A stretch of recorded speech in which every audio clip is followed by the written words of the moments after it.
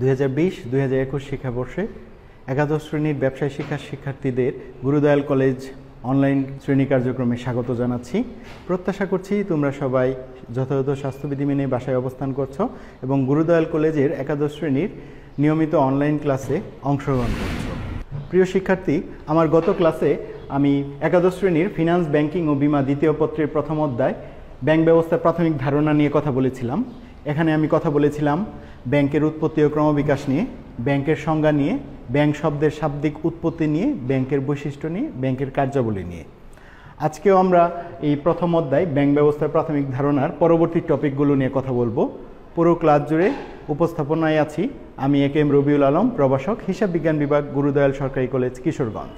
সুপ্রিয় শিক্ষার্থী, আজকে আমরা যে টপিক দিয়ে শুরু করব সেটি হচ্ছে ব্যাংকার। ব্যাংক পরিচালনা ও গ্রাহকদের সেবা প্রদানের সাথে জড়িত সকল কর্মকর্তা ও কর্মচারীদের ব্যাংকার বলা হয়। তার মানে ব্যাংকার হলো ব্যাংকের পরিচালনা পর্ষদে রয়েছেন, যেমন ব্যাংকের চেয়ারম্যান, ব্যাংকের ব্যবস্থাপনা পরিচালক, যাকে আমরা এমডি, ম্যানেজিং ডিরেক্টর বলে থাকি, ওনাদেরও ব্যাংকার বলা হয়। আবার ব্যাংকে যারা কর্মরত আছেন, যে সকল কর্মকর্তা এবং কর্মচারী, যেমন জেনারেল ম্যানেজার আছেন, ডেপুটি জেনারেল ম্যানেজার আছেন, অ্যাসিস্ট্যান্ট জেনারেল ম্যানেজার আছেন, প্রিন্সিপাল অফিসার আছেন, সিনিয়র অফিসার আছেন, বিভিন্ন ধরনের স্টাফ রয়েছেন। এরকম ব্যাংকে যে সকল কর্মকর্তা এবং কর্মচারী কর্মরত রয়েছেন তাদের সকলকেই ব্যাংকার বলা হয়। সুপ্রিয় শিক্ষার্থী, এরপরে আমরা যে টপিক নিয়ে কথা বলবো সেটি হচ্ছে গ্রাহক বা কাস্টমার। ব্যাংক থেকে আর্থিক সেবা গ্রহণ করেন যারা, তাদেরকে ব্যাংকের গ্রাহক বা কাস্টমার বলা হয়ে থাকে। ব্যাংকের গ্রাহক বা কাস্টমারের যে ব্যাংক অ্যাকাউন্ট থাকবে সেটি সবসময় এরকম নয়। ব্যাংকের গ্রাহক বা কাস্টমারের ব্যাংক অ্যাকাউন্ট নাও থাকতে পারে, কিন্তু উনি ব্যাংক থেকে আর্থিক সেবা গ্রহণ করতে পারেন। ব্যাপারটি কেমন? যেমন আমি কিশোরগঞ্জে অবস্থান করছি, আমার কোনো ব্যাংকে অ্যাকাউন্ট নেই, ব্যাংক অ্যাকাউন্ট নেই। আমার একজন আত্মীয়, আমার একজন রিলেটিভস বা আমার একজন ফ্রেন্ডস যিনি চিটং অথবা ঢাকায় অবস্থান করছেন, তার ঢাকায় একটি ব্যাংক অ্যাকাউন্ট রয়েছে। উদাহরণস্বরূপ আমরা মনে করি আমার সেই আত্মীয় বা বন্ধুটির ঢাকায় ডাচ বাংলা ব্যাংকে একটি অ্যাকাউন্ট রয়েছে। তার বিশেষ কাজের টাকার প্রয়োজন, আমি তাকে টাকা পাঠাবো। আমি কিশোরগঞ্জের ডাচ বাংলা ব্যাংকে গিয়ে আমি তার অ্যাকাউন্ট নাম্বার, তার নাম লিখে একটা ডিপোজিট স্লিপে তার নামে টাকা জমা করে দিলে আমার সেই বন্ধুটি বা আত্মীয়টি ঢাকার ডাচ বাংলা ব্যাংকে তার অ্যাকাউন্ট থেকে সেই টাকাটি উত্তোলন করতে পারবে এবং সে তার প্রয়োজনীয় কাজ সম্পাদন করতে পারবে।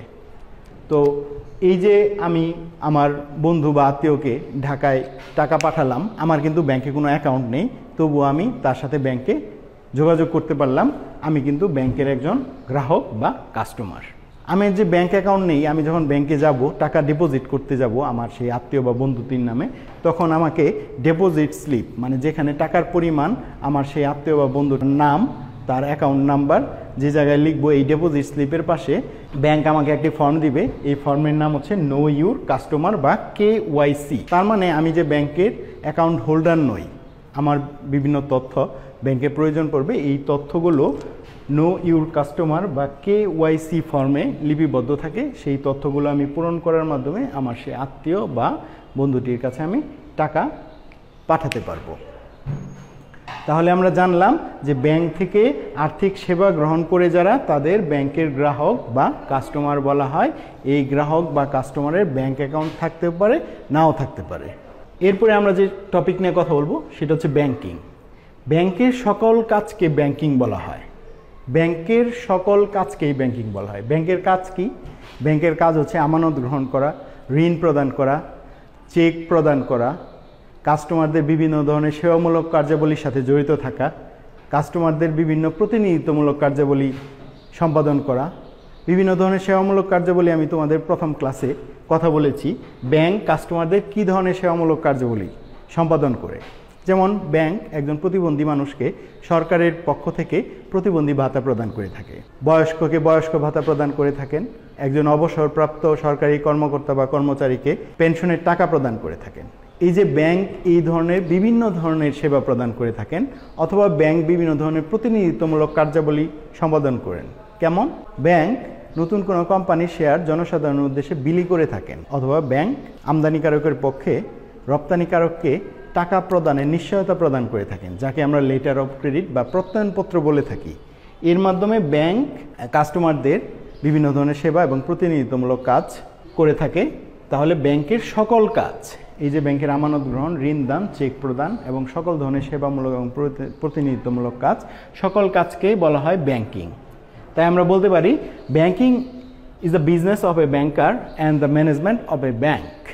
বাক্যটির অর্থ দাঁড়ায় ব্যাংকার ব্যাংক সম্পর্কিত যত ধরনের কাজ করে থাকে এবং একটা ব্যাংক ব্যবস্থাপনা করার জন্য যে কাজগুলো করা হয় তাকে ব্যাংকিং বলা হয়। সংজ্ঞাটি রয়েছে অক্সফোর্ড ডিকশনারি অফ ইংলিশে। প্রিয় শিক্ষার্থী, আমরা এতক্ষণ ব্যাংকার, গ্রাহক ও ব্যাংকিং কি এসব সম্পর্কে জানলাম। এখন আমরা কথা বলবো ব্যাংকিং বা ব্যাংকের শ্রেণীবিভাগ নিয়ে। বিভিন্ন বিষয়ের উপর ভিত্তি করে ব্যাংক বা ব্যাংকিংয়ের শ্রেণীবিভাগ করা হয়েছে। এখানে আমরা লক্ষ্য করছি মালিকানার ভিত্তিতে শ্রেণীবিভাগ করা হয়েছে, কার্য ভিত্তিতে শ্রেণীবিভাগ করা হয়েছে, কাঠামো ভিত্তিক শ্রেণীবিভাগ করা হয়েছে, তালিকা ভুক্তির ভিত্তিতে শ্রেণীবিভাগ করা হয়েছে, গ্রাহক সেবার ভিত্তিতে শ্রেণীবিভাগ করা হয়েছে। 5 ভাবে ব্যাংকের শ্রেণীবিভাগ করা হয়েছে। এই ব্যাংকের শ্রেণীবিভাগ নিয়ে আমরা এখন কথা বলব। প্রথমে আমরা দেখব মালিকানার ভিত্তিতে শ্রেণীবিভাগ করা হয়েছে কিভাবে। মালিকানার ভিত্তিতে ব্যাংকে 5 শ্রেণীতে ভাগ করা হয়েছে।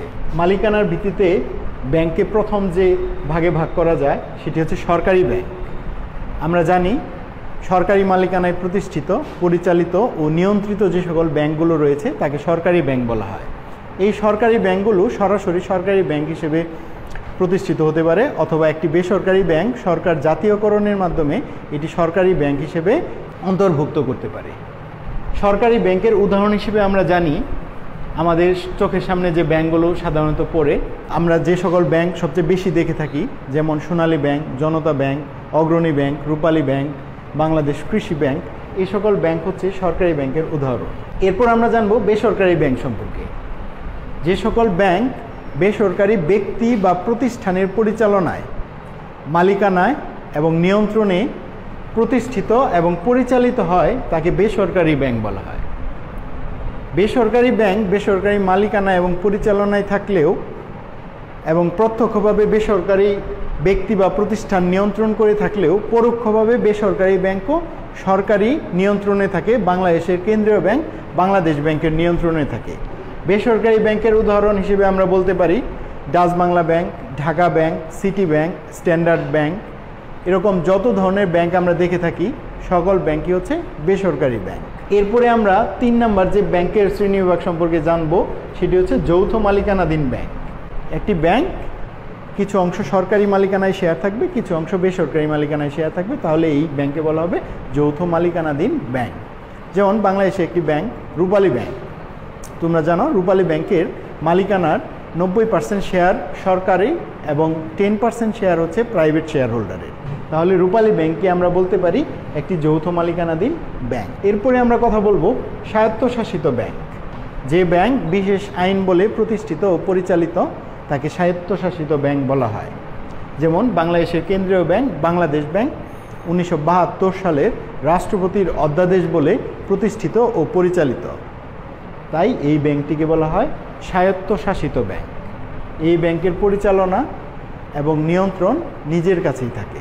এরপর আমরা কথা বলবো মালিকানার ভিত্তিতে শ্রেণীবিভাগের সর্বশেষ ভাগ বিদেশি ব্যাংক। যে সকল ব্যাংক বিদেশি মালিকানায় প্রতিষ্ঠিত, পরিচালিত ও নিয়ন্ত্রিত তাকে বিদেশি ব্যাংক বলা হয়। যেমন বাংলাদেশে পরিচালিত বিদেশি ব্যাংক হচ্ছে Standard Chartered bank, HSBC bank, Citi bank, NA. এই সকল ব্যাংক বিদেশি মালিকানায় প্রতিষ্ঠিত এবং পরিচালিত, তবে পরোক্ষভাবে বাংলাদেশ ব্যাংক, বাংলাদেশের কেন্দ্রীয় ব্যাংক তার নিয়ন্ত্রণাধীন থাকতে হয়। এরপরে আমরা কথা বলবো কার্যভিত্তিতে ব্যাংকের শ্রেণীবিভাগ। কার্যভিত্তিতে ব্যাংকে 4 শ্রেণীতে ভাগ করা যায়। এর মধ্যে প্রথম আছে কেন্দ্রীয় ব্যাংক। কেন্দ্রীয় ব্যাংক হচ্ছে বাংলাদেশের ব্যাংক ব্যবস্থার অভিভাবক, বাংলাদেশের নোট ও মুদ্রার প্রচলন করে থাকে, বাংলাদেশের ঋণ নিয়ন্ত্রণ করে থাকে। বাংলাদেশের কেন্দ্রীয় ব্যাংকের নাম বাংলাদেশ ব্যাংক। বাংলাদেশ ব্যাংক 1972 সালের রাষ্ট্রপতির অধ্যাদেশ বলে প্রতিষ্ঠিত ও পরিচালিত হয়ে থাকে। বাংলাদেশ ব্যাংকের সারা দেশ জুড়ে 10টি শাখা রয়েছে। এই 10টি শাখা বাংলাদেশ ব্যাংক বিভিন্ন ব্যাংকের মধ্যে আন্তঃলেনদেন নিষ্পত্তির জন্য নিকাশ গড় কার্যক্রম পরিচালনা করে থাকে। যেই জেলায় বা যেই স্থানে বাংলাদেশ ব্যাংকের শাখা নেই সেই স্থানে সোনালী ব্যাংক বাংলাদেশ ব্যাংকের প্রতিনিধিত্ব করে থাকে। কেন্দ্রীয় ব্যাংকের পরে আরেকটি শ্রেণীবিভাগ হচ্ছে বাণিজ্যিক ব্যাংক। বাণিজ্যিক ব্যাংক বাণিজ্যিক স্বার্থে প্রতিষ্ঠিত ও পরিচালিত। এই ব্যাংকের প্রধান উদ্দেশ্য হচ্ছে মুনাফা অর্জন।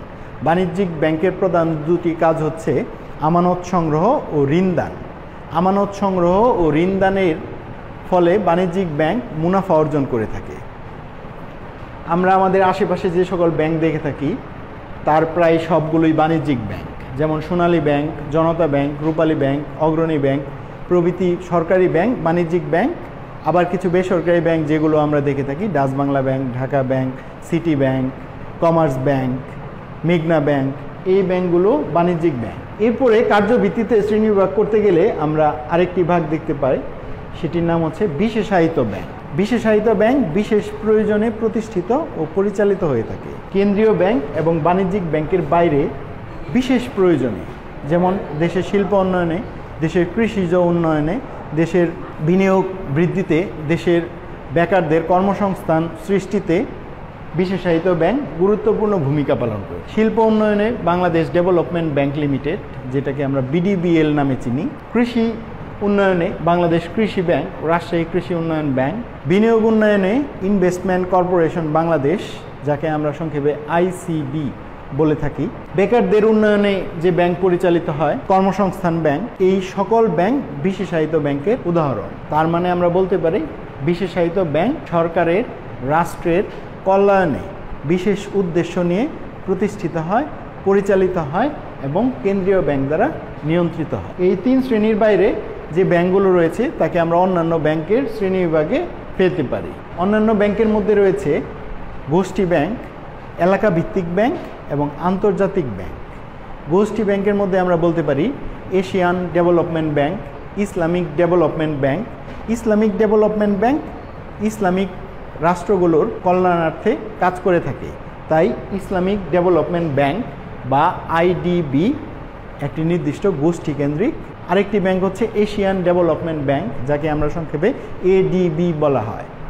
এশিয়ান ডেভেলপমেন্ট ব্যাংক এশিয়া অঞ্চলের যে রাষ্ট্রগুলো রয়েছে তাদের কল্যাণে ব্যবস্থাপনা এবং পরিচালিত হয়ে থাকে। আরেকটি ব্যাংক হচ্ছে আন্তর্জাতিক ব্যাংক। আমরা বিশ্ব ব্যাংকের নাম শুনেছি, যাকে আমরা ওয়ার্ল্ড ব্যাংক বা ডব্লিউবি বলে থাকি। এই বিশ্ব ব্যাংক একটি আন্তর্জাতিক ব্যাংক।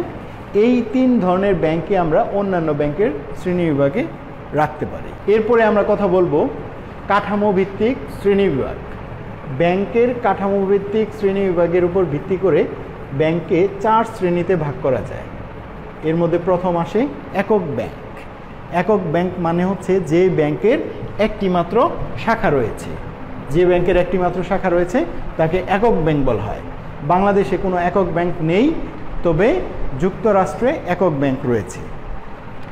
এরপরে আরেকটি ব্যাংক যাকে বলা হয় শাখা ব্যাংক বা ব্রাঞ্চ ব্যাংকিং বলা হয়ে থাকে। এই ব্রাঞ্চ ব্যাংকিংয়ের উদ্ভব হয় ইংল্যান্ডে।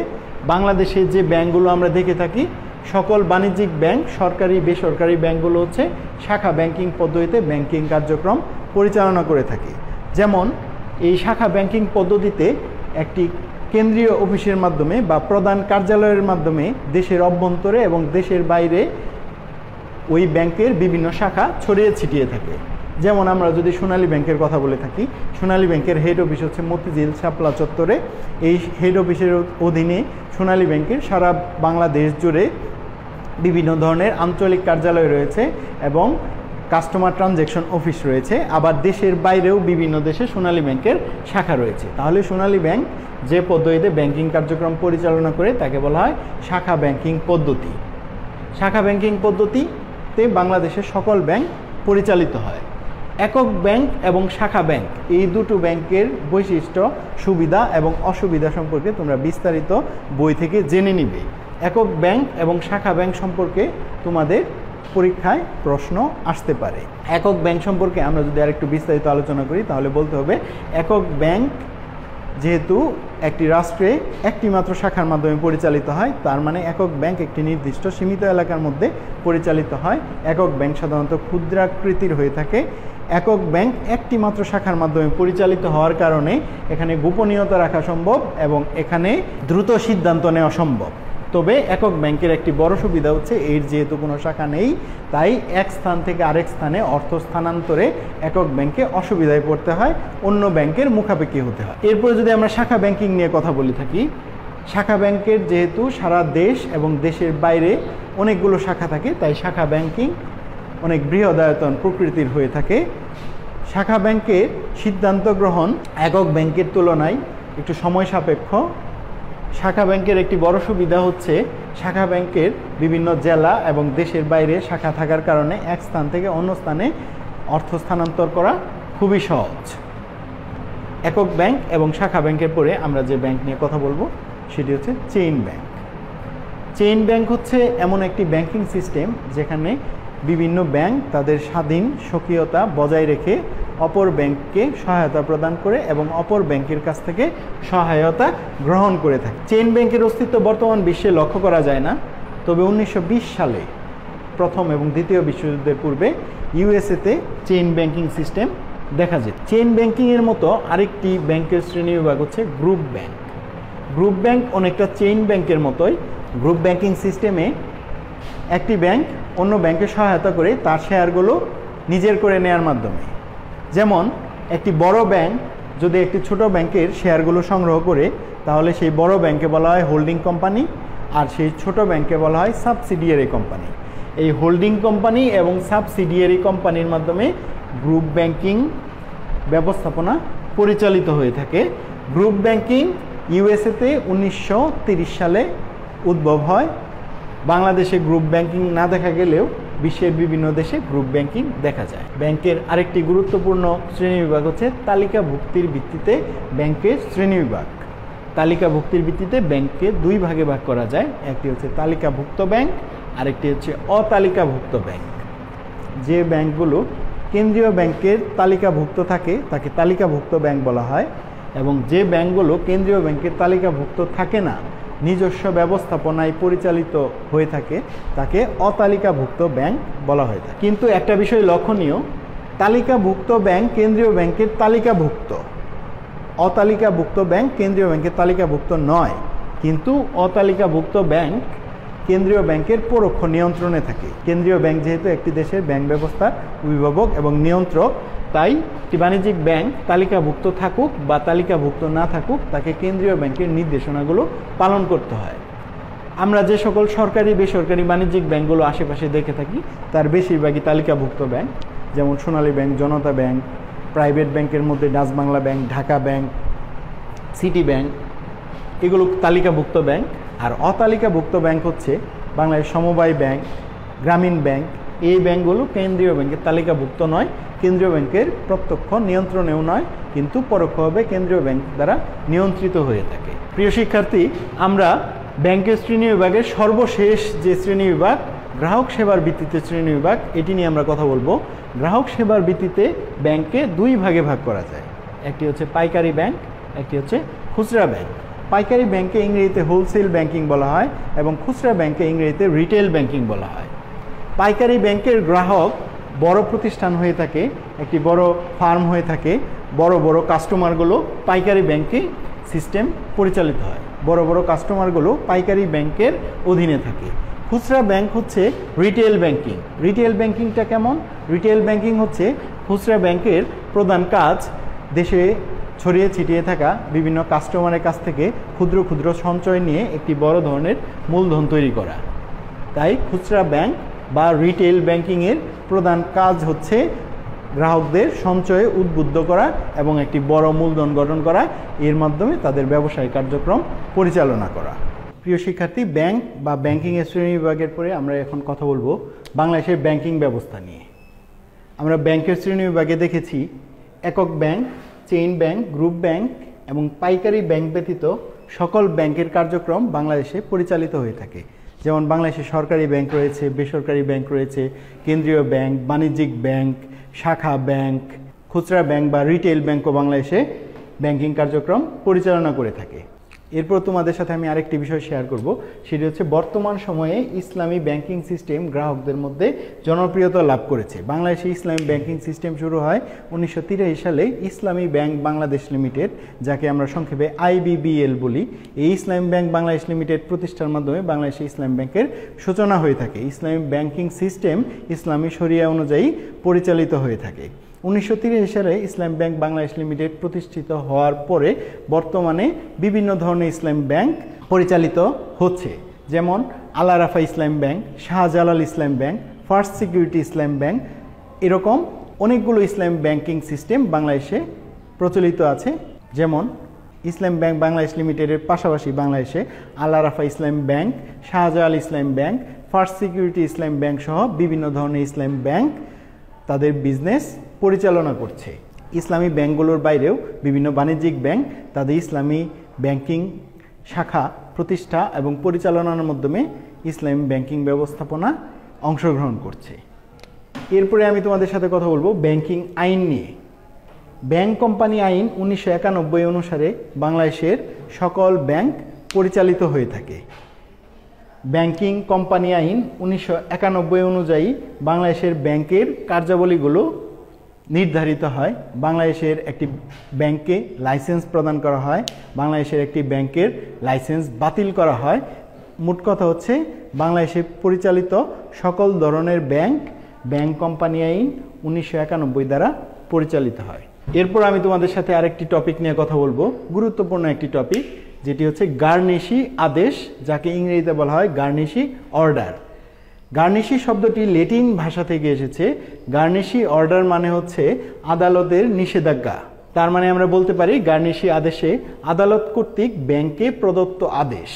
আদালত কর্তৃক ব্যাংকে যখন একটি আদেশ দেওয়া হয় সেই আদেশকে বলা হয় গার্নিশি অর্ডার বা গার্নিশি আদেশ। উদাহরণস্বরূপ আমি তোমাদের বলতে পারি, একজন ব্যাংকের দুইজন গ্রাহক ক এবং খ। খ এর কাছে 50,000 টাকা পায় এবং নির্ধারিত সময়ের মধ্যে ককে 50,000 টাকা দিচ্ছে না। সেই ক্ষেত্রে ক যদি আদালতে শরণাপন্ন হয়, আদালত ক্ষয়ের ব্যাংক অ্যাকাউন্ট সাময়িকভাবে স্থগিত বা বন্ধ করে দেওয়ার জন্য বলবে। সেই ক্ষেত্রে ক্ষয়ের ব্যাংক অ্যাকাউন্ট থেকে 50,000 টাকা সংগ্রহ করে আদালত ককে প্রদান করবে। এই যে আদালত ক্ষয়ের ব্যাংক অ্যাকাউন্ট সাময়িক স্থগিত বা বন্ধ করার জন্য একটি আদেশ দিল, এই আদেশকে বলা হয় গার্নিশি আদেশ বা গার্নিশি অর্ডার। গার্নিশি অর্ডারের মাধ্যমে একজন আরেকজনের কাছে কোনো পাওনা টাকা থাকলে হাইকোর্ট বা যে কোনো আদালতের মাধ্যমে সেই টাকার নিষ্পত্তি হয়ে থাকে। তাই গার্নিশি আদেশ ব্যাংকিং সিস্টেমে একটি গুরুত্বপূর্ণ টপিক। প্রিয় শিক্ষার্থী, আমি আজকের ক্লাসে তোমাদের সাথে ব্যাংকার, গ্রাহক, ব্যাংকিংয়ের শ্রেণীবিভাগ, বাংলাদেশের ব্যাংকিং ব্যবস্থা, ব্যাংকিং আইন এবং গার্নিশি অর্ডার নিয়ে কথা বললাম। আমরা পরবর্তী ক্লাসে এই অধ্যায়ের পরের টপিকগুলো নিয়ে কথা বলবো।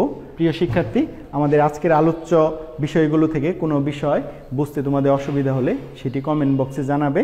আমরা সেই বিষয়টি তোমাদের নিকট আরও বেশি পরিষ্কার করার চেষ্টা করব। আজকের ক্লাসে আমি এখানেই বিদায় নিচ্ছি। পরবর্তী ক্লাসে তোমাদের সাথে আবার দেখা হবে। তোমরা সবাই সুস্থ থাকো, ভালো থাকো। আল্লাহ হাফেজ।